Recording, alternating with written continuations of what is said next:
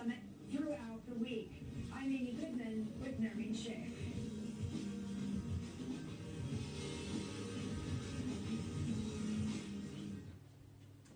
WRFG Atlanta, 89.3 FM, your station for progressive information. WRFG provides a voice for those who've been traditionally denied access to broadcast media through the involvement of a broad base of community elements to guarantee that access.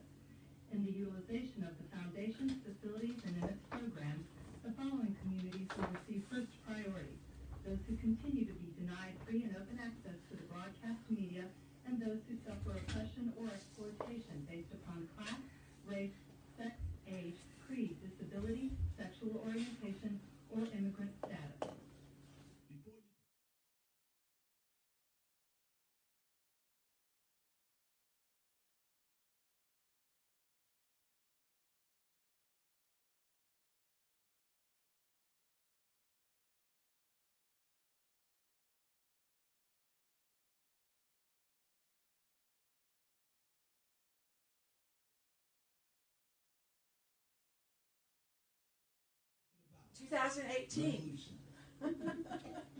Okay.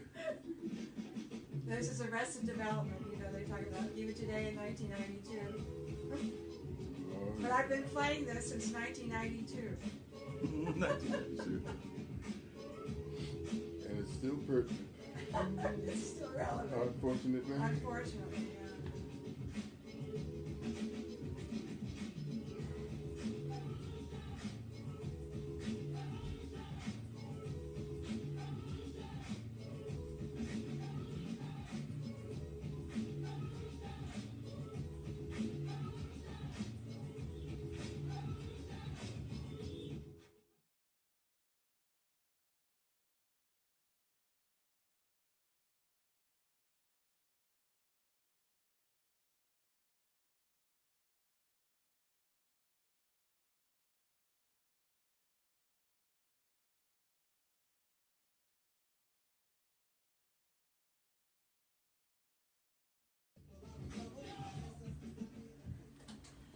All right, my name is Heather Gray, and the program is Just Peace. I want to welcome you all to our program this evening. Before we go any further, I want you to know that the opinions expressed on Just Peace do not necessarily represent those of Radio Free Georgia Broadcasting Foundation Incorporated, its board, staff, or volunteers.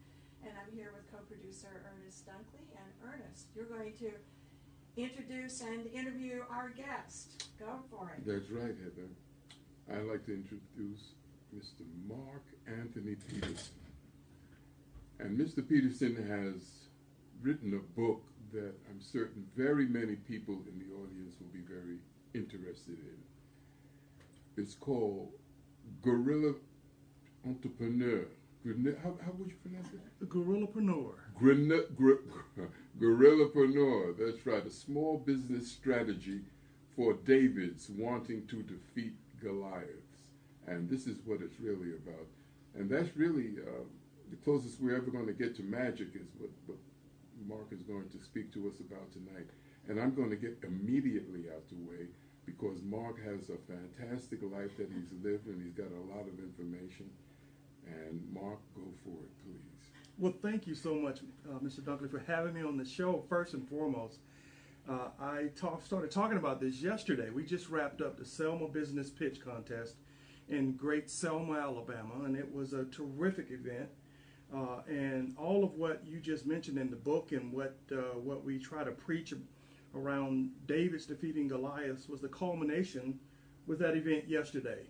Working with young people, trying to show them that entrepreneurship is one of the keys to helping the Black Belt South. And so we had a great time doing that, had some great guests involved. Had Mr. Sam Ortega, the Deputy Director from NASA, to come down and give the keynote speech. And then we had a great panel with some real estate executives, local executives, Clyde Richardson, local brokers, come in and tell our young people how to build a real estate empire starting with $1 and building up to $1 million. So it was a great, great day, and then culminating with teams from Alabama, from Atlanta, teams from Montgomery coming in and pitching their business ideas for a chance to win a $1,000 prize. So it was a great, great day. only to be topped by coming here to spend time with you today. Thank you for that. Absolutely. And I know you're coming with the proof about that right now, because I'm very interested in your philosophy of entrepreneurship. Well, my philosophy of entrepreneurship, as it states, guerrillapreneur, and it draws its energy from the civil rights movement. Blacks have always been at the forefront of what we now call the sharing economy. Mm-hmm. Dr. King was one of the pioneers of what I call Uber. Right. Right? He had to manage ride sharing for a year in order to bring a bus line down to its knees. Mm-hmm. The only thing it didn't have was technology underneath it, but they used social organizations, the church. Mm-hmm. They didn't have social media, but they did have social organizations, and those organizations helped them make sure everyone in Montgomery got from A, their home, to B, their work, and back every day in order to keep them from riding that bus. Right. Now, if you're telling me that's not a Uber-style pilot that could have been rolled out nationally if they had wanted to, if that was the emphasis of the movement, but it is the beginning of what I call guerrilla entrepreneurship or guerrillapreneur. Right. Right. You had to take what they had and use that shared asset for the benefit of the community in order to solve a social injustice. And what I want to do is point that now towards an economic injustice and try to bring value back to communities that don't have it. Okay. All right. Now, where do we start with this? We have a lot of young people and a lot of old people, a lot of people that need to find subsistence. And working for yourself has always been a great idea. And these difficult times with the Walmarts taking over and the larger combines like that, it even seems more difficult to get ahead. And how would we go about approaching this very situation that we have today? Yeah, that's a great question. And you're right. There are a lot of different barriers that are limiting individuals' chance to earn a livable wage. And so entrepreneurship, from my perspective, is the great equalizer if you can find the right types of ideas that you can build a business strategy around. And in my opinion, today, more than any other time in history, is a great time to do that. You have the internet, which allows you to sell your services virtually anywhere on the globe, as long as you're the best at that service. You have platforms where you can build a brand overnight, where you couldn't do that 15, 20 years ago, would require millions of dollars to reach hundreds of thousands. Right. Yeah. You can reach hundreds of thousands of people today for a fraction of the cost of building a brand as they did 10, 15 years ago. So you have many of the building blocks needed to build a viable business, as long as you're willing to connect to these drivers or these engines of growth. Okay. What's an engine of growth? Well, it's your business model. So let's say you make cheesecakes. Okay. If you made cheesecakes 15 years ago, it would have been hard to build a brand. Sure. Today, it's not very hard. With the use of YouTube, Facebook, Instagram, you can have any number of video stills, moving stills that can show people what that cheesecake looks like, how it tastes like, how the target audience looks like consuming it.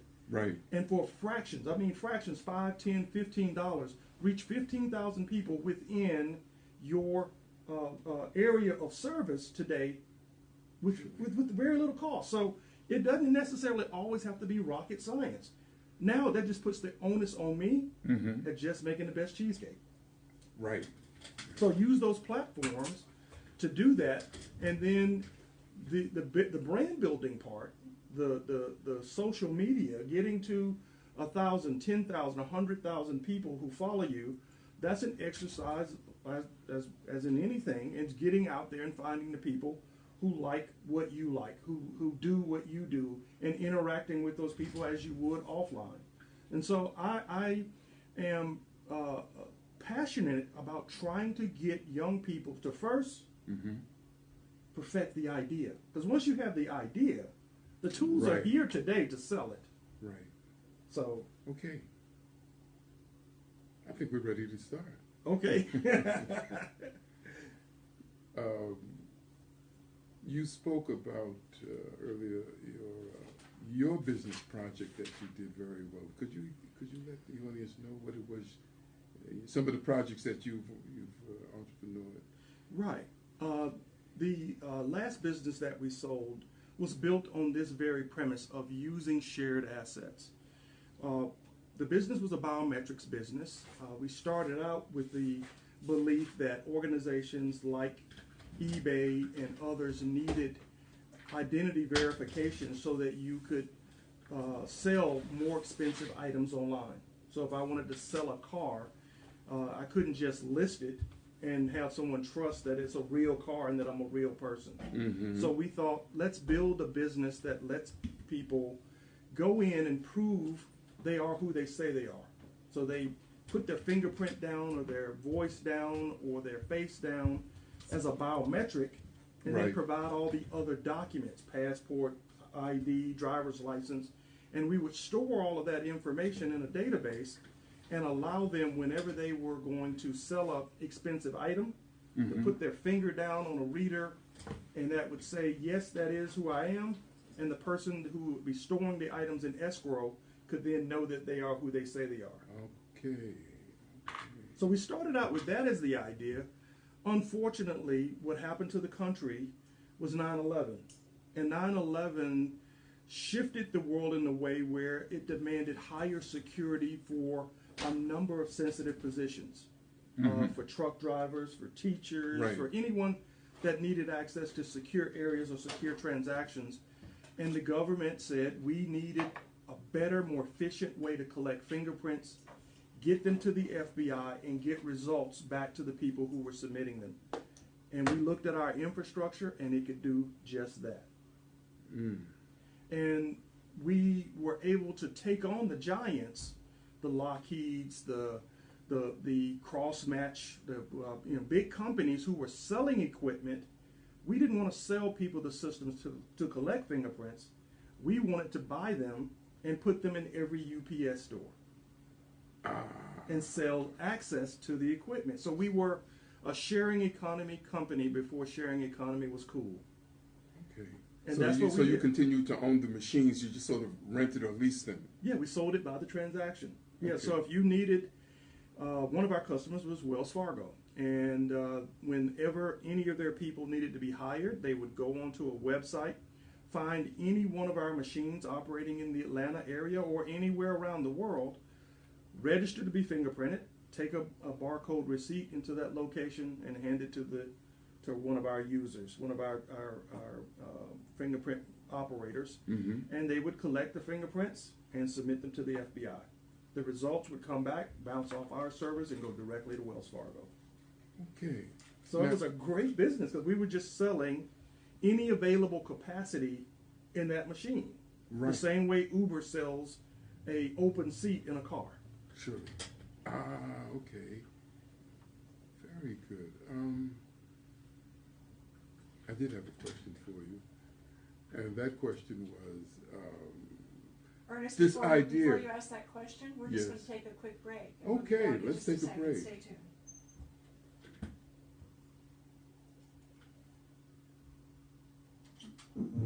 Greetings, WRFG listeners supporters. It's the end of the year. Mark, can you move the microphone? Because I know you want to look at Ernest. Move your for microphone over end here. of the year No, your microphone. Move it back. Move it so it's more toward Ernest, so that when you're talking, when you turn your You head, can also send a check, you can money order, or still even be on the hand microphone. delivery Okay, is that better? Yeah, I know. Well, you're going to turn your head toward Ernest, though. Yeah, the whole thing about it is you got to somehow try to get your Right into You're, it. Right yeah, into right it. into the mic. Call that the You're- sweet you're spot. wanting to look at Ernest, so what I'm saying is, no, if you move over a little, this, yeah, Yeah. exactly, so you Okay. can be talking to Ernest. Okay, perfect. Yeah. and I mean, okay.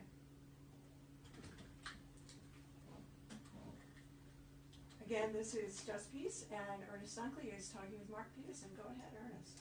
yes, Mark. My question was going to be this concept. Did you collaborate with someone for it, or did you come up with the concept and then take it to someone who put it together, or was it something that was there that, that is to say, scientifically, that you figured out a way to market? It was a technology that existed. The live scan technology to capture fingerprints existed already in the market. The problem was that the equipment was about the size of this table. And for people at home, this table is about the size of an old school deep freeze that your grandma used to have back in the back of the house. And that cost $100,000 back then, that machine.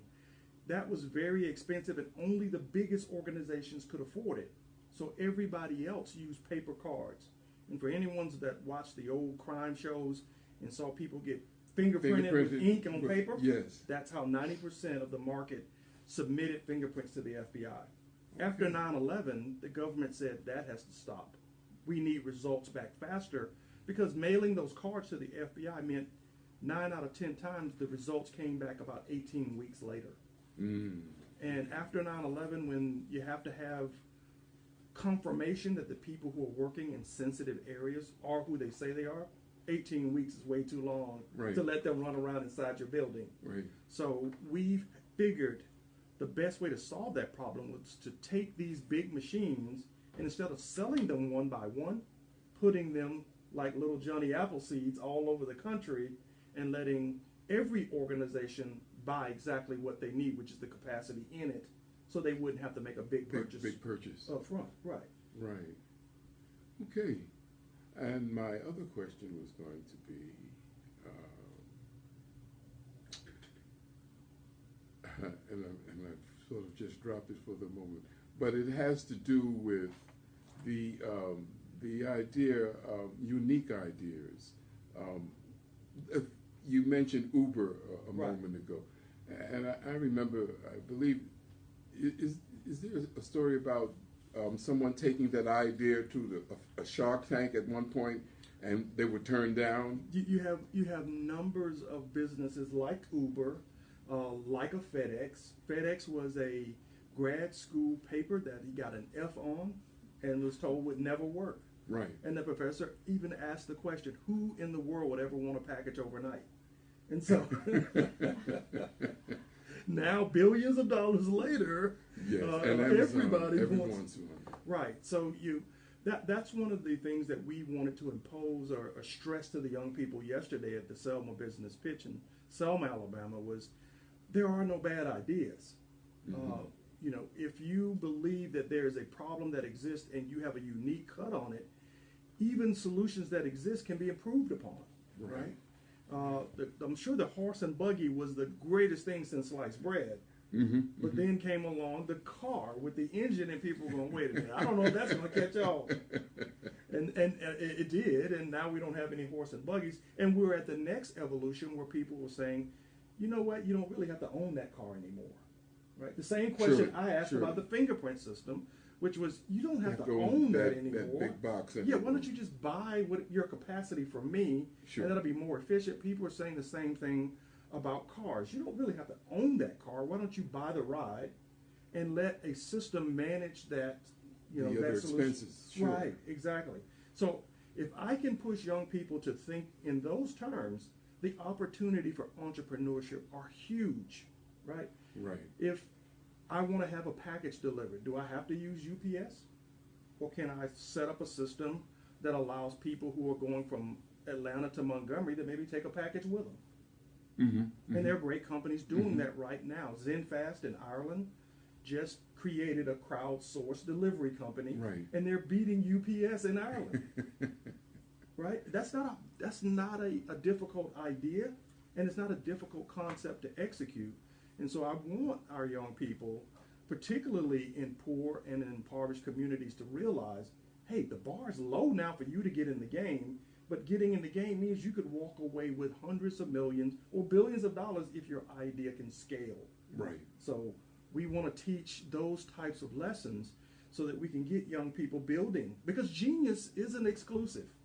We find it everywhere. In fact, as I remember, a lot of the inventions were invented by people who really weren't thought of to be very much into that. I mean, to say that it was things that they did on the side or like that. And you have, and that doesn't shock me, because people who perform the work are the people who are closest to the problem and the need. Right. And so they are going to be the ones that are 9 times out of 10 going to innovate. People who are furthest away from the problem or the customer rarely do. Right. But we have some great opportunities to that I want to talk about in a future book around some of that genius. People like Garrett Morgan. Now that guy was a walking inventor. He saw a problem in everything and was able to solve it. Right away. Right.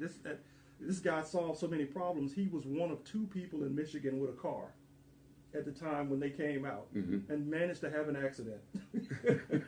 So he created the stoplight. Okay. And so this guy, there's genius everywhere. I just want to mention also, as far as geniuses are concerned, George Washington Carver, who is thought of as saving the South. We have Rashid Nouri, organic farmer, on the show a lot, actually every month. But we've talked a lot about George Washington Carver. He was the one who discovered that if crops are rotated, then it's resilient for the crop production in the South. And so it's thought that he saved, and it's not just thought, it's true, he saved the South. Absolutely. But the thing is, it's interesting though, Mark, because he was close to agriculture. He was involved in agriculture. Right? Absolutely. So he witnessed, and he was quite the scientist as well, of course. So he understood it all. Absolutely. Came up with the solution. And his distribution system for getting that knowledge out to the community, again, revolutionary. Absolutely. Right? Absolutely. And what was his distribution system? He packed it up on wagons and took it to the farmers. Okay. He Rolling started schools. that whole entity that's been ongoing, actually, That's with right. the U.S. Department of Agriculture, going right out to the farmers and teaching, educating. That's what right. you're talking about. That's right? exactly right. So, again, when you Yes. look at where the genius has been, you can find ideas that fundamentally transform a lot of what we saw back at the turn of that century. And so I believe that same opportunity exists today for young people to pick up the mantle. George Washington Carver is one of my personal heroes.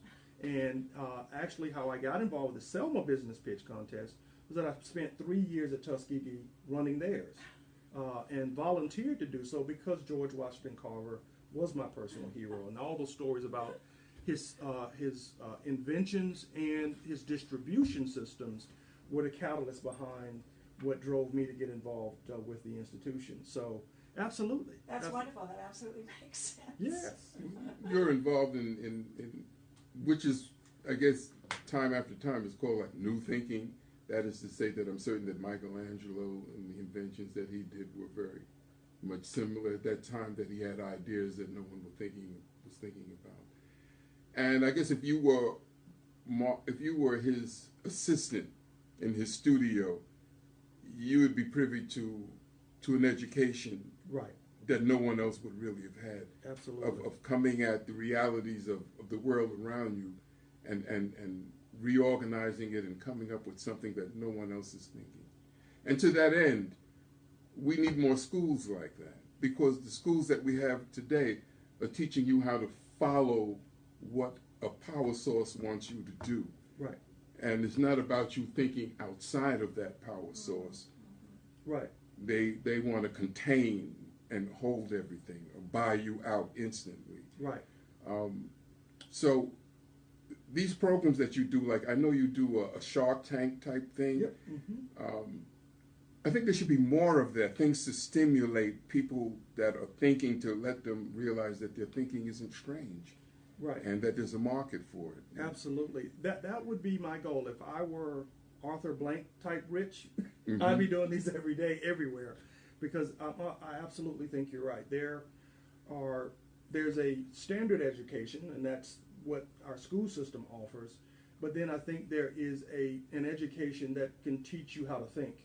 Yes, that's what I'm talking about. And I think we need more of that analytical, starting with a clean sheet of paper and redrawing the world as we see the demands and trends pushing us to rethink it. And a lot of young people will surprise you with the way they would approach the world, because what inhibited us doesn't inhibit them. Right. That's right. And so they'll think through solutions and propose answers that we will go, wow. If we put it Never together, thought of that. That's right. That's right. And What's lacking in most communities is when you get that spark. 2 years ago, a young man at the Selma Business Pitch came in and pitched an idea for small rubber dots that were GPS enabled that you put on the bottom of your computer, you put inside your clothes, weave into your clothing, put them on your shoes. And he said, I want to sell a service that tracks these items everywhere they go. And people would pay me because they don't want to lose these items. Right. Now, he came in third place, but I stopped him after the show and I said, you should have come in first place. That's a terrific idea. Now, 3 years later, there's a company called Tile selling just that, and they've got $70 million in revenue, and I'm going, this young man should have continued with that. Right. Now, he didn't have the funding. He didn't have the resources or the platform or the team behind him to take a very good concept and build a prototype. That, to me, is very important. Right. Yeah.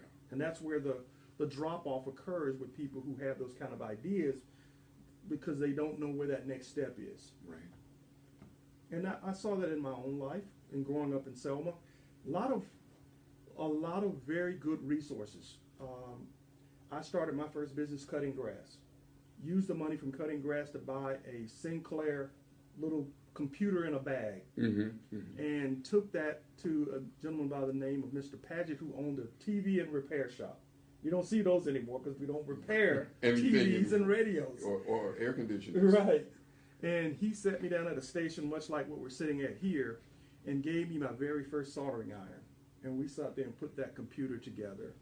And we plugged it into a TV, and the hard drive for that was your old tape recorder. Sure. Right. So the magnetic tape was how you recorded the transactions off the computer. And I'm sitting there watching this thing work, and my brain is like on fire. I'm like, Mr. Paget, this is it. I said, what if we ordered 10 of these and just made them for people and sold them? He said, that might be a good idea, but who's going to buy a computer? I should have never listened to him. I get to college and hear about this guy named Michael Dell who's doing the exact same thing in his college dorm room, and that could have been me. That's right. That's right. So, yes, the ideas and concepts require someone to create that kind of structure, and my life goal is to someday see some of the resources that we have here in Atlanta, like the great fab labs that we have around town that have 3D printers and all sorts of resources, put up in a community like Selma so that those entrepreneurs can get to the point where they have a beta or a minimum viable product that they can sell and get their businesses off the ground. Right. Yes, Heather. I just want everyone to know that you are listening to WRFG Atlanta 89.3 FM. My name is Heather Gray, and the program is Just Peace, and I'm here with co-producer Ernest Dunkley, and we're talking with Mark Peterson. And I was wondering, Mark, if you could give some contact information if people want to get in touch Please, with you. yes. Absolutely. A lot of different ways people can catch up with me. I have a couple of different podcasts, one called Gorillapreneur, The Art of Waging Small Business Warfare. That's on every major platform out there, iTunes, Podomatic, Stitcher, iHeartRadio. I also have one called Gigging, Gigging Everything in the Shared Economy, where I talk about a lot of the shared economy concepts that we've covered today. And then my website, Ceyero.com, that's my consulting firm, Ceyero Consulting. That's CEYERO.com. That's a great place to contact me. There's a contact page that comes directly to me. And there's opportunities for you to schedule appointments with me on that page as well. Wonderful. And I'm certain that there are going to be some young people out there to take advantage of that, because sometimes an idea comes across your mind, and like Mark was just saying, and like step on it, do it. Don't let it get away, and then have to say, oh, gee, that's my idea. I could have had that. Right. Absolutely right. I know for years whenever I would travel and a number of us would have to pick up the coolers, we'd always say, wouldn't it be great if we had wheels on this cooler?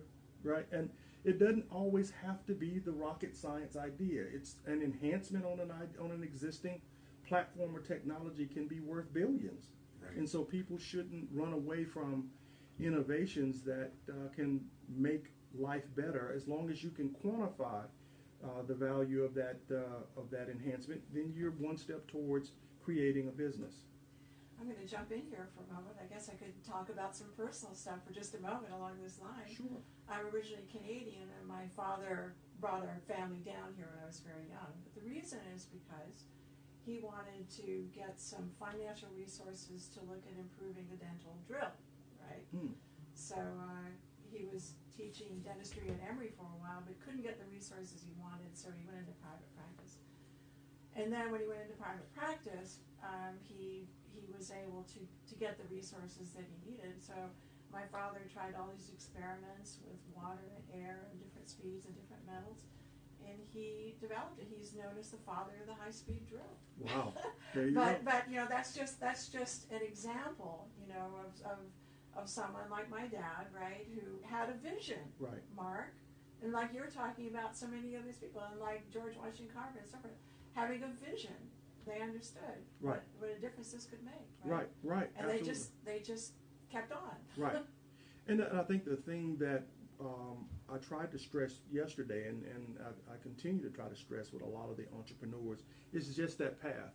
Once you get to a minimum viable product, you can't be afraid to try to reach out for help.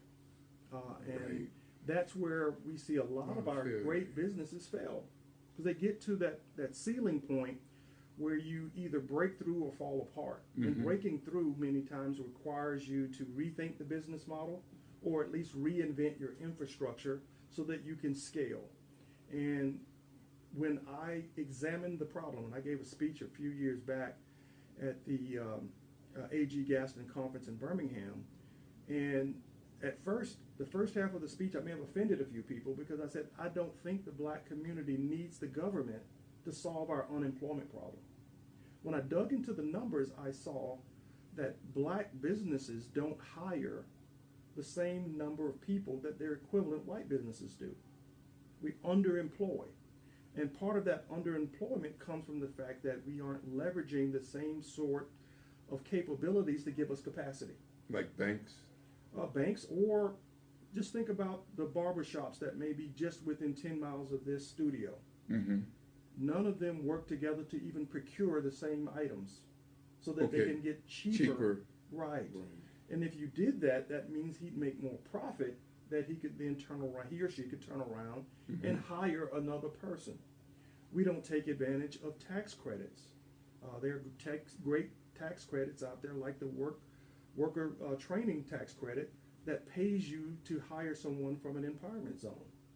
And they pay you to the tune of almost $11,000 for hiring someone to be on your payroll for around a year. So that sort of benefit to give you the funds, to give you the resources, to give you the capacity to expand and to lower the risk to do so, we don't have enough black entrepreneurs taking advantage of all of those resources. Right. Well, we're going to change that. Oh, yeah. Oh, yeah. Right now. That's absolutely. Right. We're going to absolutely change that. And that's what I try to talk about a lot in my podcast. I bring on entrepreneurs who have succeeded. I bring on some who are failing and trying to succeed. And we try to have a conversation around the ways to rethink the problem and find better answers. So for people who are looking for an instructional podcast, the two I mentioned earlier, Gorillapreneur and Gigging, those are some great podcasts to learn alongside entrepreneurs who are thinking through their problems just as you might.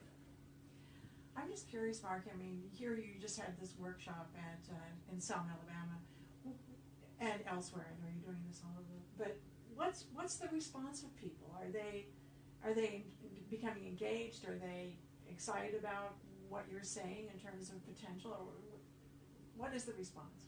You know, I think we get good response. 2 years ago, we had almost 30 teams show up and pitch. This year we had 5 show up and pitch, in part because of the local college, Concordia College, is now closing. So the economic situation in the Black Belt is getting dire. I never thought I'd see the day, because I was a professor at that college, where a 4-year institution would find itself going bankrupt. And this past week, they started liquidating all of the computers and TVs in Selma. So, so that 2 years ago, half the teams, 15 teams that pitched and that were involved with this entrepreneurial discussion, those students are no longer there in town to be a part of that discussion. And that's what motivates me to work twice as hard, because now we're twice as far behind in terms of having the intellectual capacity as well as the financial resources to get some of these ideas to germinate. I guess we're seeing a lot of people moving. There's been patterns of migrations of black folks leaving the South, right, in the past. I guess the question is, are we seeing that now as well, moving into urban areas? We are. When you look at that whole corridor, Montgomery, Tuskegee, Selma, the only part of that corridor that's growing is Montgomery. Over the last 5 years, Tuskegee has lost about 4,000 people. Wow. Selma about the same, and a good number of the people who have left Selma have moved into the Montgomery area and commute back and forth every day. I think the last I heard it was 5,200 people daily have some sort of commute in and around Selma. So you think about the economic impact of that on a small town. So yeah, it is, you're seeing some of that. I do consult to towns around the issue, because if you're going to keep that from happening, you have to have a strategy or a plan, just like a business, in order to keep people in your town. And part of the workshop we did yesterday, I spent most of my time in my workshop nailing down the 4 or 5 things rural communities can do to prepare themselves for not only population flight, but we got a bigger issue. The bigger issue is automation and robots, because automation and robots are going to decimate the agriculture industry in terms of employment. Surely. Driverless tractors, machines that can plant, that can pick and right. I mean, everything from strawberries to peaches to whatever it is, to cotton. You got machines that are coming in and going to displace a sizable portion of the labor force. And what are people going to do? And that was the question I left the audience with. What are we going to do? The jobs that are left that people would have escaped to are going to go to. Walmart announced last week they're going to have a robot that can clean the floors and stock the shelf. Sure. McDonald's has a kiosk that they're going to put in 14,000 stores next year, which means the people at the counter won't be there anymore. When I was in San Francisco back in September, I went by a restaurant where there is a machine that makes customized hamburgers and can pump 4,000 of those out in a day. So you're going to see a world that has a completely dark kitchen, and dark by I mean there won't need to be any lights because there won't be any humans working in it, fully robotic, a kiosk-driven or app-driven order system, so you won't have people taking the orders. And then when I was out in Seattle, there's a great company, little company called Kiwi, and they have these little small rovers that pull up to these restaurants, collect the food, and deliver it straight to your door. Wow. And you open it with your phone or your face, and you're the only one that can open it. And they're planning to not only do that for food, they're going to do it for medicine and a lot of other items. So you see, it's a brave new world coming, but it's a brave new world where a lot of jobs that we depend on now are going to be displaced. And the communities that are going to be hit the hardest are rural communities. And so I'm saying to everyone in those areas now, let's wave the red flag. We got to get people excited enough to start investing in new ways to participate in the third industrial revolution. We got to get ahead of that curve. And part of getting ahead of that curve is being the entrepreneurs who are building the next set of capabilities. Right. Yes. If we don't, then we're kaput. Right. Absolutely. I know, a little bleak. That's grim. I know. Well, That's I very heard grim. that Whole Foods was planning something similar. Yeah, so Amazon has Scan and Go, and they're going to bring that to Whole Foods. So Scan and Go allows... Well, I personally wouldn't go to the store. I know you're going to run out of places because Walmart's rolling it out too. I won't go to Walmart either. You don't have much of a choice. Well, after a while, that, right? you're walking the streets with nothing going on. Well, I think it's Sam's. right. You get down to everybody with scan and go and delivery robots, and you're going to see that sort of technology just basically rolled out everywhere. And McKinsey put out a study saying that 60% of the jobs, 30% of those jobs, have tasks in them that can be fully automated and run by artificial intelligence. So it's not just going to be limited to, retail or to entertainment or to farming. You're talking about the legal profession, the accounting profession, even many of the white collar professions that we look at today will have some portion of it taken over by systems or robotics that will rethink the way we look at the world. Yes, that could mean more homeless people. Well, certainly, unless we start with a holistic plan. Bill Gates 2 years ago suggested that we rethink the tax code and start thinking about ways to tax robots. That sounds funny, but the way he put it was the companies that make robots need to pay more taxes because our tax code right now it favors hard capital, right, and it doesn't favor human capital, and he wants to reverse that so that you have the funds to ease the transition from automation through this third industrial revolution.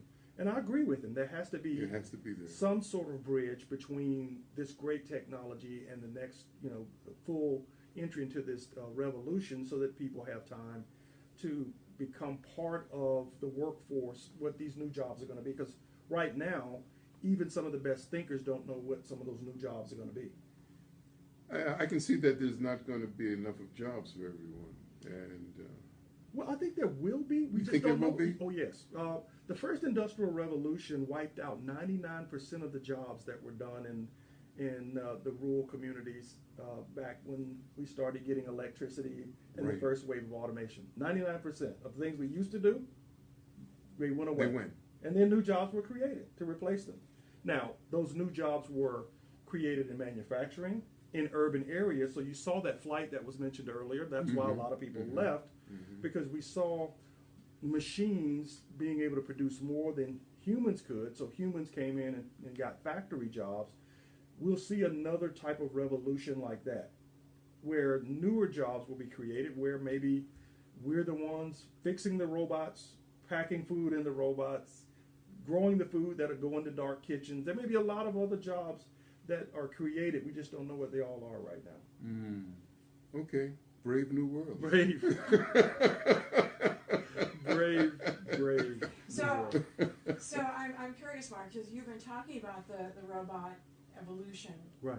So again, I want to ask you, what's been the response with that? I mean, I think I'm just curious. I think most people, when they heard my talk on this yesterday, were sitting back on their heels, much like we are right now, because a lot of people hadn't heard the news about Walmart, and hearing that Walmart has the plan to scan and go to basically eliminate as many human bodies as they can. Now I need to step in here, because Walmart's not been great to its workers anyway. A lot of the workers at Walmart are on some sort of government assistance. Government assistance. That's right. They're not paid adequately, right? Right. They're subsidized by the government. Subsidized by the government, absolutely. Right. So you think about that in terms of a rural community, they're one of the bigger employers in a rural community. Yeah. So that's the frightening aspect of it, is that even though you have a dire situation, when Walmart enters, think about when Walmart transitions to robotics, and really when they're the major employer in a town like Selma, Alabama. Well, I don't like the thought of coming back to Walmart on this discussion, but we're going to take a quick break. Okay. Stay tuned. Yes. I'm an avid science fiction reader. And, of course, a few of them have written about this period of time that we're talking about. Right. And they didn't figure it out either. No. Had a lot of people who were very hungry. Right. Oh, yeah.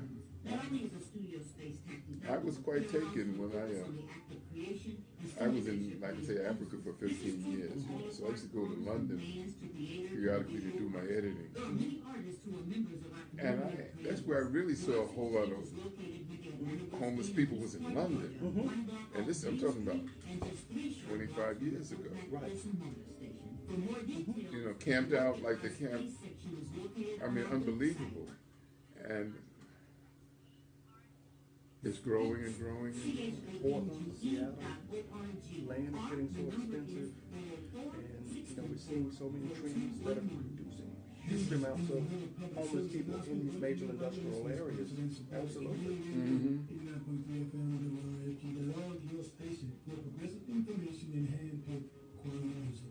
Mm-hmm. Okay, so is it back to Walmart? Again, my name is Heather Gray. I'm here with co-producer Ernest Duckley, and we're talking with Mark Peterson. Go for it, Ernest. There's that saying that the first shall become last and the last shall become first and all that. And I know when I was in Africa, what I was impressed with was that these tribal groups, each one of them, though they didn't have much, the people, the one thing that they did have was the land. Right. And on the west coast where I was, Nigeria and other places, you could bury people buried their family in the backyard or in the front yard. Right. They buried them under the house, you know. Right. I mean, because that was their house and they were never going to be put off that land. Now, the tax situations, I don't even believe they were paying tax because that was their land, much the way the Native Americans here are fighting for what is their land, because that land is subsistence. In Africa, if you can't make it in the big city, you can always go back home because there's land and you can grow food. Mm-hmm. But having talked with Rashid, which is growing food is a wonderful thing, but you got to have the land. Mm-hmm. And we don't have that here. And this is a country known for moving you off the land and getting rid of you. And that is one thing you can't fake. You've got to have a piece of land that someone can't move you off of. Well, it's getting trickier. Companies like Monsanto have put patents on the seeds. Yeah. So it's, unless you buy their seeds, it becomes very difficult to produce some of the crops that were traditionally grown on the lands that we're talking about. And they aggressively go after farmers who have tried to find ways around that process. And I've heard of cases where you've had a farmer who didn't use their seeds next to a field with a farmer who did, and because of the potential for cross-pollination, Monsanto sued the farmer who didn't use their seed, saying that the likelihood of you reusing some of your seeds and using some of our technology is high, and it's your burden to prove that you're not using it. Right. And of course, how is a small farmer Going to stop the wind from blowing. right and stand up to Monsanto? Right. So that idea of going back to the land is one that I believe in as well. Would have been nice, but it's not possible at this point. In some parts of the world, probably still. I mean, in some parts of the world, but I mean, it's going here to get more and more difficult. it's very difficult Right. here, where we have these huge cities where people who may not have been connected to any land. They don't have a right to any land. Right. And there's some people that never got the 40 acres and the mule. Right. And whatever else. And the American Indians that had all the peace treaties broken. I don't see any way around this, unless, you know, Jesus Christ becomes president. Is this going to happen? Well, I do need to mention that there's huge opposition to Monsanto, and you know the Africans are also dealing with this, and here in the United States as well. You Right. know, we've addressed routinely organic production here, and we're seeing this movement of organically grown food in urban areas in the United States and in so many other parts of the world. So there is resistance to this. And I've talked with all kinds of farmers as well, because that's been my work, working with farmers across the South who have been addressing this issue as well, and trying to have some integrity in their crop production. Because what we found is that Monsanto, you know, they never look at the consequences of the seeds they're producing. If they have Roundup Ready soy, then what they found is that there's weed resistance to that Roundup, and so what they do is they produce another entity that has even more chemicals. Well, we can't go on like this. No. But there's been resistance to this, Yes. I need to say. It So needs to I be just continued. need to put that into the mix here. Right. Yeah, but you still got to have the money to buy the expensive organic food. You have to have the money to. Yeah, I mean, buy that it, means but- you have to have a job somewhere. But here's Which is Well, where that's they a good point. started. We can go on and on about this. That's Right, but no, true. but here's the exciting part though that I've seen come out of that. You've had some of these same ideas that we threw out earlier, sharing economy ideas, come out of this basic problem.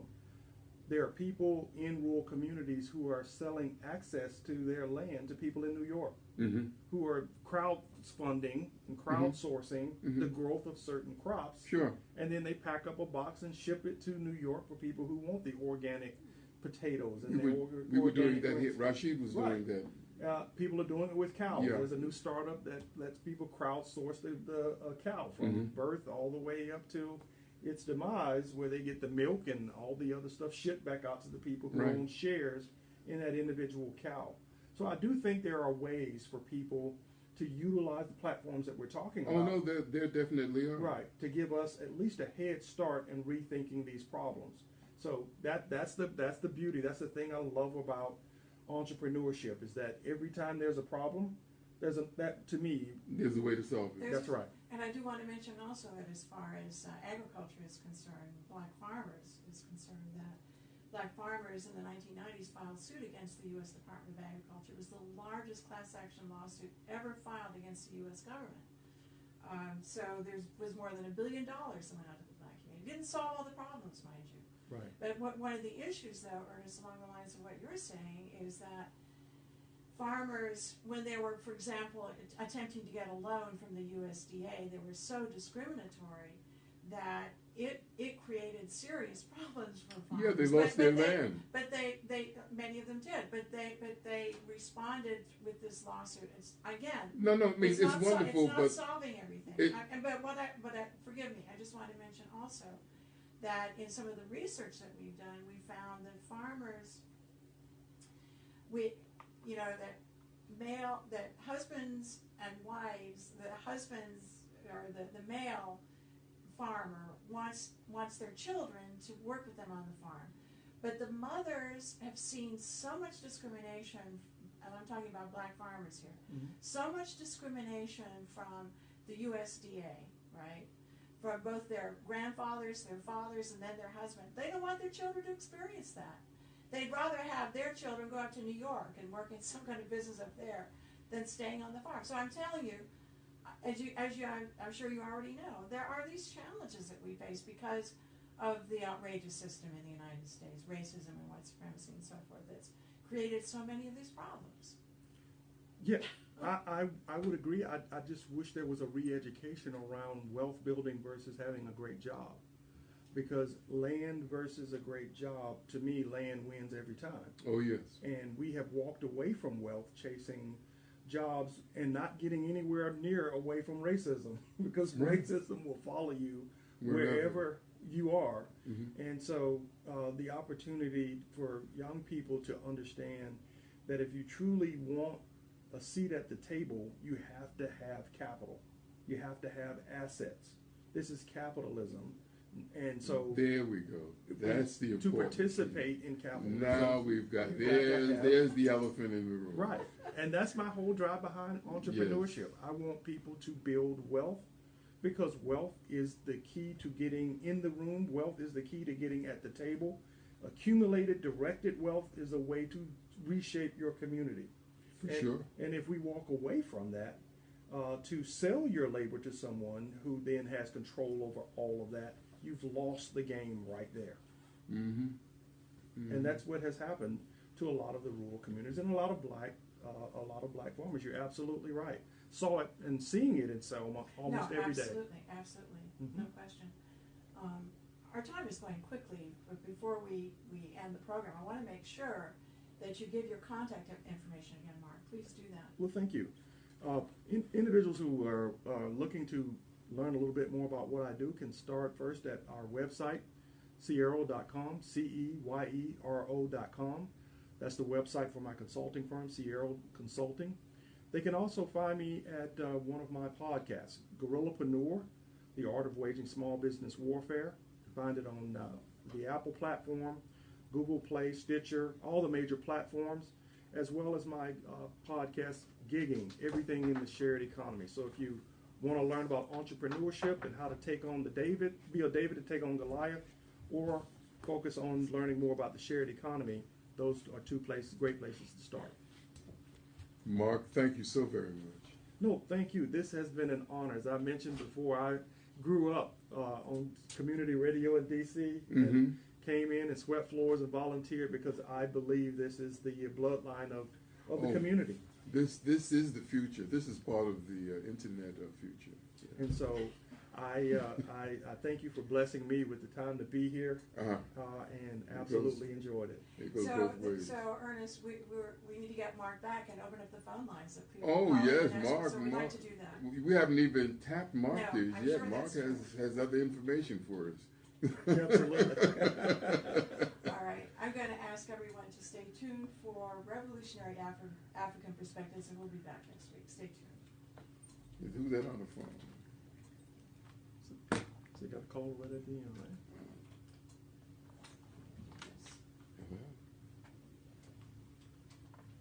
Hello? Yes. Yes, hello. How can I Let's help? go do the mission. It's not quite 6 o'clock. Okay, it's yours. I'm fine. I'm having difficulty hearing.